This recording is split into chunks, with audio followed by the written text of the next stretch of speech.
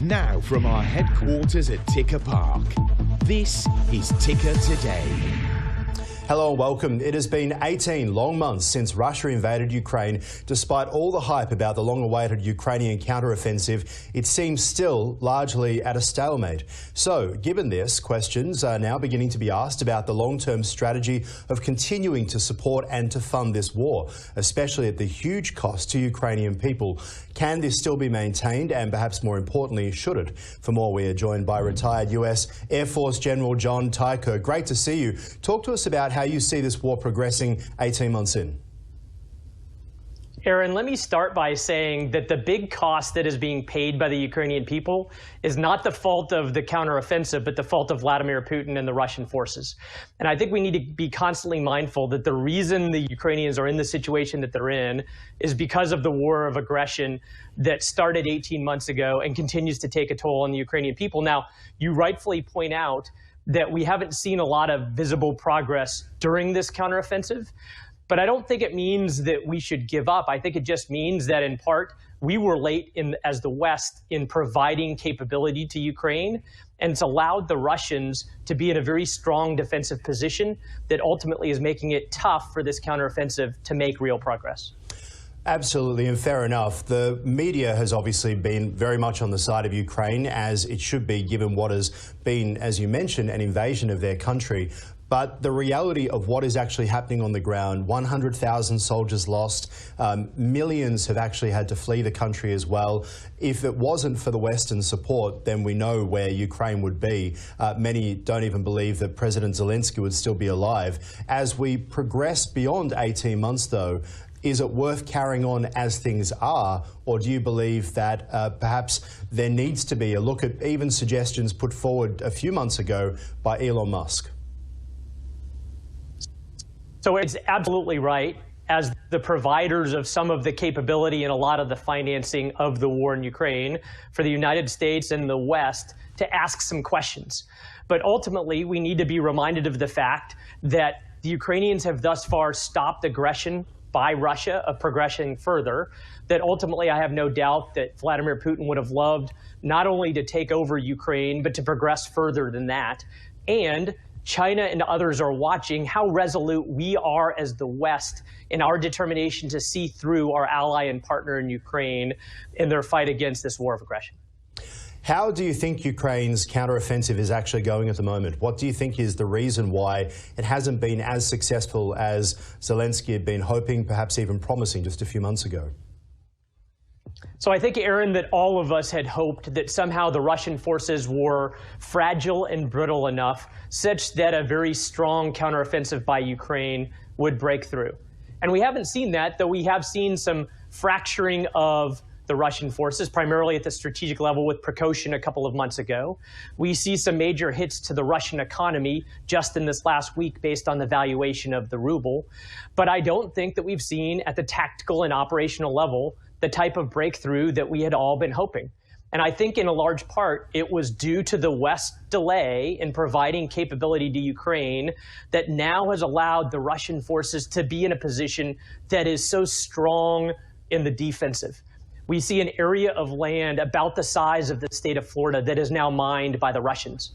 They have trenches, they have defensive fortifications, and I think the West should look in the mirror and realize that in a large part, the reason that the Ukrainians are trying to slog so difficultly through defenses is that we were late in providing them the capability that they knew they needed earlier to break through. Why do you think that the West was late? Ukraine has been asking for fighter jets. Ukraine has been asking for long-range weapons, and yet the Biden administration, right through last year, seemed reluctant to give them until eventually giving in. We've seen this in every stage of the conflict, Aaron. We saw it with tanks, we saw it with Patriot air defense systems, and like you said, now we're seeing it with long-range fires and with the F-16s. And I think there is just this over sense of cautiousness on the Biden administration and some others in the West that somehow we're going to trip a red line and cause an escalation by Putin.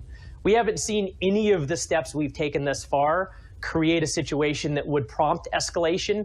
And I just think it's been over-cautiousness by Biden and others that has led to our tepidness in providing the capability on time that the Ukrainians need. General, when we have a look at the situation in Ukraine at the moment and in Russia, it's all been about putting sanctions onto the people of Russia and on the Russian government, trying to make them end the war. Yet 8 in 10 Muscovites say they haven't noticed any of these sanctions.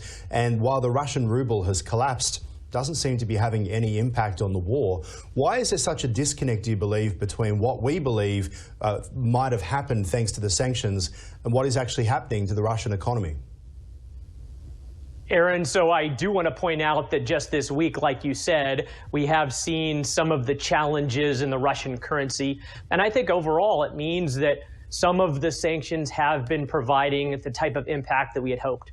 But we certainly haven't seen a tight sanctions regime that has been supported by the international community, in part because of reliance on food supplies and energy supplies from Russia.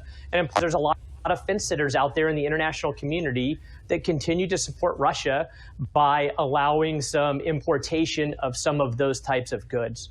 But I do think that in the end, these sanction regimes are having an effect, whether the Russian people specifically say they feel them or not. And I think it all plays into the calculus that Putin's got to consider as he desires or decides whether he needs to keep going in the war in Ukraine, or ultimately it's becoming too costly for the people in Russia and maybe putting his regime at risk.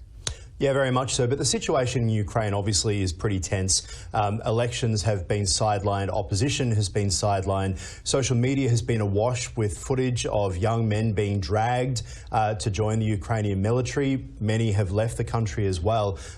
Do you have any concerns about how things are going in Ukraine in terms of leadership, given we've seen concerns about treason? We've seen concerns where people in high power have been sacked from those roles as well by President Zelensky. How do you think President Zelensky is doing as a leader 18 months in?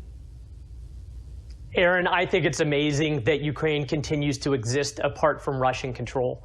And I can't even imagine being in a position where my country is constantly faced with an existential threat. And I'm not saying that Zelensky is perfect. He wasn't before the war and he hasn't been during the war. But I think it's all been a sign of his leadership and Ukrainian resilience that has allowed them to resist thus far for 18 months. Yeah, it is very true. The atmosphere of wanting to support this war obviously has continued to grow, and we have seen a lot of countries take different sides. Has the unintended consequence of the war been, though, that Russia has now grown closer to China, and then we have this BRICS group that's meeting again in South Africa, which is designed to essentially bring countries like India and Russia and Brazil and China closer together to stand up against the United States. Will that be an unintended consequence of this war, do you think? I think ultimately it has demonstrated the righteousness of the West in maintaining a free, open, prosperous, and secure international world order. And I think that the only reason that China continues to side with Russia is that they have no other option. And I think, frankly, they are embarrassed by the lack of performance by Putin and the Russian forces, but they don't feel like they can change horses mid-stride. Now, I do think that we need to be constantly aware of the BRICS, as you mentioned them, whether it's Brazil or India or South Africa or others. But ultimately, I think the longer this war goes on and the more brutality and war crimes are demonstrated by Putin, some of those countries have to look themselves in the mirror and decide whether that's the type of partnership that they want to rely upon for the long term. And just finally, when we talk about the full throttled support from the West, do you believe that that will continue? So I've been impressed thus far, Aaron, that we have continued it. And I think one of the things that is a absolute positive that has come out of this situation is that we have recognized the massive amount of support provided by Europe and NATO. I know it's a common refrain sometimes in the United States that we carry all of the weight in the international world order, but at least according to the most recent figures, there has been $80 billion supply to support Ukraine in all different types by the United States, and another $150 billion provided by other NATO allies. Yeah. And I think ultimately, as we look around the globe and see the type of support that's coming in for Ukraine apart from the United States, that is tending to bind us closer together as a Western order, and that positive consequence will have lasting positive effects. John Teichert, General, appreciate your time. Thank you so much. Thank you, Aaron.